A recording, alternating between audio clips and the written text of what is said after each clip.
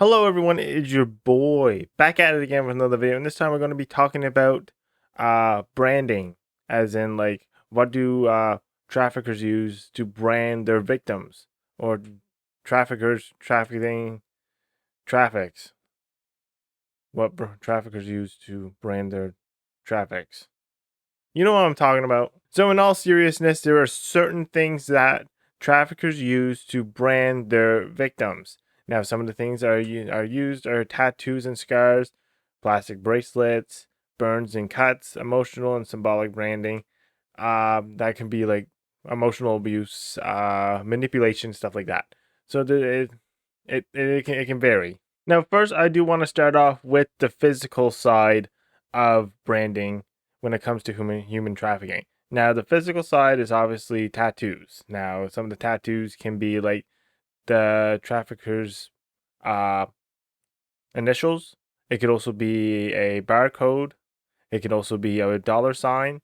It can be crowns. It can be uh, anything, any sort of like Sigma, anything like that. It could be all, like it could be a crown with the initials or anything like that. Barcodes, uh, so like all kinds of stuff like that. So when it comes down to tattoos, it usually comes like they're on their neck, it's on the palm of like the back of the hand, back of the neck. It could be around the private area as well. So when you're looking at these tattoos, you know what to look for when you're dealing with a trafficked person. Now this is terrible, but the traffickers are branding these people with tattoos, and these are the tattoos that the traffickers are using. Now, some more physical branding can be more like detrimental and damaging, like cigarette burns or cuts. Now, or bruises or anything like that. That means like the trafficker has harmed the trafficked or the victim and left a mark, cigarette burn on their face or wherever, cigarette burns are like wherever. Or it could be like a bruise where they have struck the victim or anything like that. So there is physical marks outside of tattoos.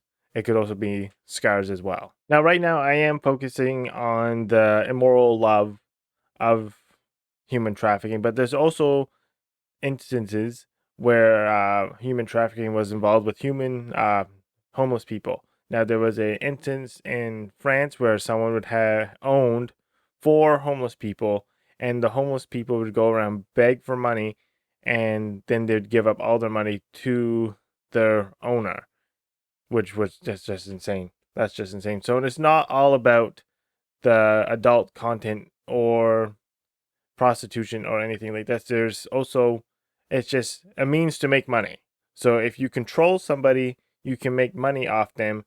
And we can see that with the homeless in this instance as well. Now, you might be wondering, how do traffickers get victims? Now, there's a variety of ways that this could happen. One way is through manipulation. Another way is through economic hardship, lack of social safety net, natural disasters, political instability, and physical or emotional vulnerability.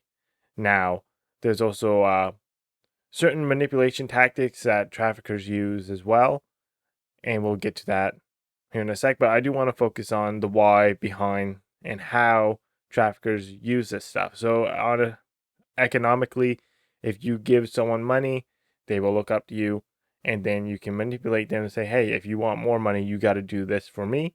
Lack of social safety net, strength in numbers is a type of thing, like shelter. There's also a ride, food, stuff like that, natural disasters. So if you're homeless now, you got a place to stay. You go to this trafficker's house. They say, hey, you can stay here, but you got to do something for me. Political instability, not enforcing the law is what comes to mind. And psychological and emotional vulnerability. If there is trauma there, if someone's hurt and this trafficker takes advantage of someone's vulnerability on an emotional or psychological level. So if someone was forced upon, they can say, hey, no one's going to force themselves onto you anymore. I'm here, but you got to do something for me so I can protect you. And you can see how that can trickle down into it can lead to worse things. Now, I do want to focus on the psychological part of trafficking. Now, there is a psychological, a lot of words being spoken. And one thing is that they use is assuming guilt, causing a victim to believe that what has happened to them is their fault. So this says, well, it's your fault that you're here. I'm here to help you. Let me get you out of this situation. So that's what comes to mind. Controlling, denying a victim the ability to make their own decisions. This comes to mind when I said, okay, don't worry, I will look after you. You don't have to make your own decisions. I will make the decisions for you. So that can be really controlling as well. Gaslighting, making the victim question themselves. This is very manipulative, by the way. And I don't even know how to gaslight, really. Like, how would you even like? Are you sure I'm not helping you type of thing? Like, look at what I have. Look what I gave you. Look at the money that I gave you. Look at the car I have for you. Look at this house I provided. That comes to mind. Now that I'm thinking in my brain, that's how you gaslight. I'm not going to do it, but threatening, revealing to a victim that they will be harmed or something is or is not done. So threats, obviously, I'm going to beat you up if you don't do this. I'm going to pistol whip you if you don't do this. Throw you off, like terrible stuff. Verbally abusing, using names when referring to a victim, making them believe that is their identity. That's crazy. So if someone's called princess and you keep using the word princess, then you can see how that can psychologically manipulate someone, because a princess is a sense of royalty and beauty, and it's almost a sense of affirmation in the sense. But you can use that and say, look here, princess, go make me a peanut butter jelly sandwich. No, it could be like, look, princess, go out and do this for me, or I'm going to pistol whip you. Or it could be gaslighting, like, look at the house I provided, but you can't do this for me.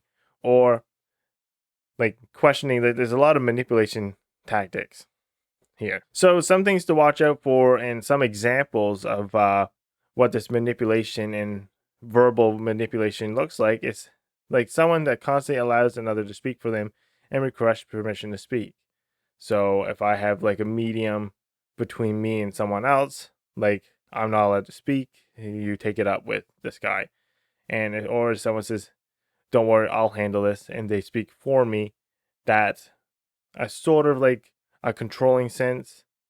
Also, employer collects fees from the employees. So we can have someone on the street saying, here, I'm collecting money for my employer. You got to leave me alone so I can make my dues type of situation here. A person lacks freedom to of movement and the ability to make their own decisions. So this can look like another situation on the streets where they're rocking the street corner. They're not allowed to move from that street corner because they are someone's property, and their property is not allowed to move from that space. So we can see in some instances when they go off to do, like, to engage in immoral love, they take the money, they drive off somewhere, they do it, then they're supposed to be dropped off back at the corner to go do it again. And then we can see a minor that is dating a much older individual. That's like straight up against the law, and something like depending on the age. So if I was like 56 and I had like a 19-year-old girl and she had certain tattoos, she didn't really speak much. She always asked me to speak for her. You can make the fair assumption that this individual is under my control. Now, I don't have anyone underneath my wing like that, because that's just insane. But if I did, you can see where that, like, when you can see like how that can be manipulative.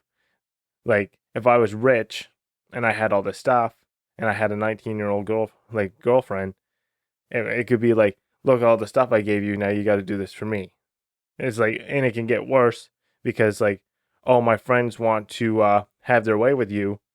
Since I gave you this house, this money, this pool, you had to do this for me and my friends. So yeah, it can be really weird like that. Now, it's not just like PIMP is just around the corner or something like that. And we can find that a 32-year-old man from Chicago would to Colombia and own people in Colombia as well. And he's all the way from Chicago, so it could be a worldwide type of thing.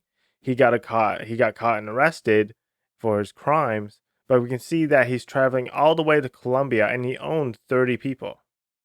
That's just crazy. And some of them are minors.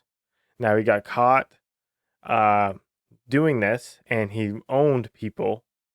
And I think 5 victims came forward of this, and 2 of them were minors, 3 of them were adults. So that's how he got caught, because people spoke up against their PIMPs, and he got caught doing that. So I think he was a little crazy. Like, it's weird, like, how can, like, Colombian police arrest someone from the United States while the Colombian police forward information to the United States police force, and then they took it from there and they arrested him. So it's not like if you make enough noise and people will help you, they will help you. Like, if you're like someone from a different country and you're like enslaved, if you speak up against your trafficker, they will be prosecuted. And they're all the way in the other country. Like, they ain't gonna do nothing. Like, where they're not even in the right country. They're only gonna come back beat you up. No, you're not. You're all the way in Chicago. You're not gonna do nothing. I'm all the way in Colombia. You're all the way in Chicago. What are you gonna do? You're gonna come find me? You're gonna come find me? No, you're not. No, you're not. I'm gonna, like, don't let people do this. Don't let people try, like, do this. Call them out on their crap. Speak up. You don't be brave. Like, if someone's like miles away, you're allowed to hide. Like, you're allowed to speak up and wait. Hey, it might be not that simple, but I'm just saying, like, this is one instance of someone speaking up, well, multiple people actually speaking up, and he got caught and now is arrested and facing charges. So that is good. Now, there's obvious reasons of the impact of all this and why we should stop it, but I do want to get into the impacts of human trafficking. It's dehumanization. Dehumanization. Branding strips victims of identity and reinforces traffickers' dominance. Fear and dependency. These marks serve as constant reminders of captivity, making escape feel impossible. Also, isolation. Victims often feel cut off from support networks, increasing their vulnerability. So, this impact and this psychological and emotional and physical impact is not only just adults. These are children that they have under the wings. And under the wings of these traffickers, we can find a lot of evil, and they're abusing children and they're abusing people and these innocent girls, but they're not just willing to do this. They're in like economic like crises. They don't have a lot of money. Oh, excuse me. They don't have a lot of money. They don't have a lot of friends. They ran away from home. Maybe their parents are on drugs or something. Like, it's not so cut and dry. Like I'm engaging in immoral love because I want to. It's because I'm engaging in moral love because someone might beat me if I don't.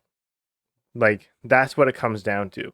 And I think we should speak up on this and let it be known and like shed a light on this. It says in the Bible to, like, evil can't stay in the light.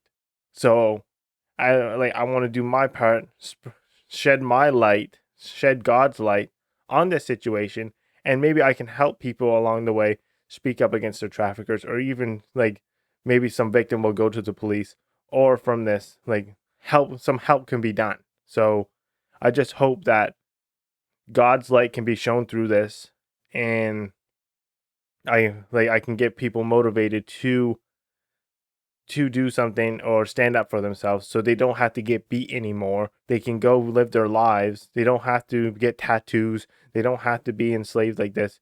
They can be free from their traffickers. So I hope you guys enjoyed this video and learned something new, and I hope it was impactful, and peace out, players.